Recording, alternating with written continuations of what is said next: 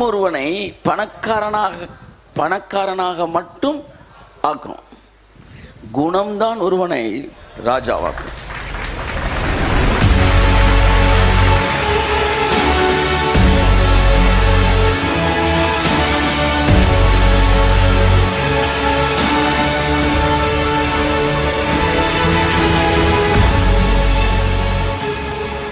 ஆமென். ஐஸ்வர்யம் என்பது மனது சம்பந்தப்பட்ட வார்த்தை. பணம் ஒருவனை பணக்காரனாக்கும், குணம் மட்டும்தான் ஒருவனை ராஜாவாக்கும். ஹல்லேலூயா. ஒரு தடவை சொல்லுங்க பார்ப்போம்.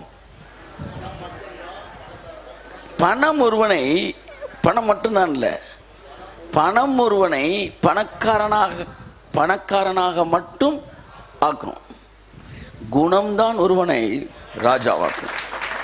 நீங்கள் பணக்காரராக விரும்புகிறீர்களா, ராஜாவாக விரும்புகிறீர்களா? நான் ராஜாவாக விரும்பவில்லை, நான் ராஜாவாகவே அழைக்கப்பட்டிருக்கிறேன்.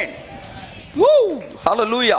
அதனால பணக்காரங்க எப்படி இருக்குன்னு படிக்க வேண்டிய அவசியம் எனக்கு இல்லை, ராஜாக்கள் எப்படி இருக்கிறார் என்பதை நான் படிக்க வேண்டிய அவசியமா இருக்கிறது. காரணம், தேவனே ராஜாவாய் அழைத்திருக்கிறார். தேவன் நம்மை பணக்காரர்களா இல்லை, தேவன் நம்மை ராஜாக்களாகவே படைத்திருக்கிறார். ஆச்சா, தேவன் நம்மை ராஜாக்களாகவே படைத்திருக்கிறார். King means not just having abundant money, it's about character. ராஜ யோக்கியம். ஆமென் சொல்லுங்க. growing with giving, கொடுத்துக்கிட்டே வளர்றது. இல்லையா சொல்லுங்க. பக்கத்தில் திரும்பி சொல்லுங்க, ஒரு பக்கம் பார்த்து கொடுத்துக்கிட்டே வளர்றது. அடுத்த பக்கம் திரும்பி சொல்லுங்க, கொடுத்துக்கிட்டே வளர்றது. இங்கிட்டு திரும்பி கொடுத்துக்கிட்டே, ரெண்டு கையை கொடுக்கணுங்க, ஒரு கை சொல்லுங்க, ரெண்டு கை கொடுத்துக்கிட்டே வளர்றது. கரங்களை தட்டி கர்த்தர் கண்டி சொல்லுவோம். போன வட்டம் பார்த்தோம் ராஜ யோக்கியம்னா, ஒருத்தன் தாவீது ராஜா கேட்குற இந்த லேண்ட் எனக்கு வேணும், நான் ரெண்டு பேர் ரொம்ப என்ன சொல்ல, த நோபல் கேரக்டர்ஸ், நோபிலிட்டி. கிங் சொல்கிறான், எனக்கு இந்த நிலத்தை கொடு, நான் பழி செலுத்தணும், இதுக்கு என்ன ரேட்டுன்னு கேட்குறான். அவன் சொல்கிறான், ரேட்டெல்லாம் இதுக்கு கேட்டுட்டு அப்படியே எடுத்துக்காங்கன்றான்.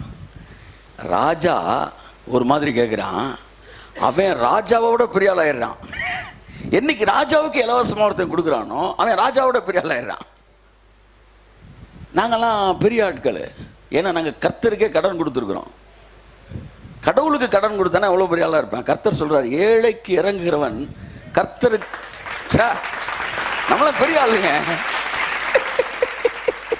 சேரிட்டி ஒர்க் பண்ணீங்கன்னா நீங்க பெரிய பில்லியனர். ஏன்னா நீங்க கடவுளுக்கே கடன் கொடுக்குறீங்க. அவன் கொடுத்ததை அவர் திரும்ப கொடுப்பார். அது நீங்க கொடுத்த பணம் அல்ல, நீங்க கொடுத்த பெர்சன்டேஜ், அவ்வளவுதான்.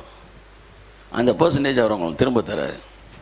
ஆமா, இது மொய் செய்யற மாதிரி. பணக்கார வீட்டுக்கு நீங்க போனா நீங்க எவ்வளவோ அவ்வளோ மொய் செய்வீங்க. பணக்கார உங்க வீட்டுக்கு அவர் எவ்வளவோ அவ்வளோ செய்வார். அப்படிதான் அவர் உங்களுக்கு திரும்ப தராரு. ஐஸ்வர்யன்றது பணத்தை சுருக்கு பையில் வைக்கிறது கிடையாது. சுருட்டி உள்ள வைப்பது பண ஆசையுடையவனை தான் கொண்டு செல்கிறது. அவங்களாம் கடைசி வரைக்கும் ஒரு ஐஸ்வர்யவானாக கூட இல்லாமல் போயிடுறாங்க. இல்லாட்டி அதிகம் போனால் ஐஸ்வர்யவான், ஆனால் ராஜாக்களாக இருப்பதில்லை. Bible prosperity it makes Kings.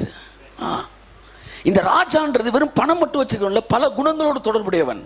அதில் ஒன்று, கேட்பதை இலவசமாய் கொடுப்பது. கொஞ்சம் கொஞ்சமாக பழகுங்க. பழைய செருப்பை கூட பாதி ரேட்டுக்கு விற்கக்கூடாது. அப்படியே வளர்ந்து புது கார் வாங்க போகிறீங்கன்னா பழைய காரை விற்காதீங்க, பழைய காரை கொடுத்துருங்க. ஆமாம், கொடுத்துருங்க. என்னிடத்தில் கற்றுக்கொள்ளுங்கள்ன்ற மாதிரி எல்லாருக்கும் எப்படி கொடுக்க முடியும்? ஒரு காரை ஒரு ஆள் கொடுக்கலாம் இல்லை, கொடுக்கலான்னு ஒரு ஐடியா இல்லைல்ல. இன்னிலேருந்து இந்த செய்தி எழுதும் போதே டெசிஷன் எடுத்துட்டேன். இனிமேல் எதையுமே பாதி ரேட்டு, நான் பெரிய லெவல் மேட்ரை சொல்கிறேன். ஆமாம், ட்ரெஸ்ஸை கொடுக்குறோம் ஃப்ரீயாக, பரவாயில்ல, நல்லது. வேறு என்ன செய்கிறோம்? கீபோர்டை கொடுக்குறோம், பழைய கிட்டார் கொடுக்குறோம், ரைட்டு. கொஞ்சம் மேலே வாங்க. எதையுமே பாதி ரேட்டுக்கு விற்கிற அந்த மனநிலை போகட்டும். அதாவது ராஜா என்பவன் குணத்தோடு தொடர்புடையவன். நான் சொல்கிறேன், நீங்கள் எந்த அளவு உங்கள் இருதயம் விசாலமாகுதோ அந்த அளவு தேவன் உங்களை ஆசீர்வதிக்க ஆரம்பிக்கிறார்.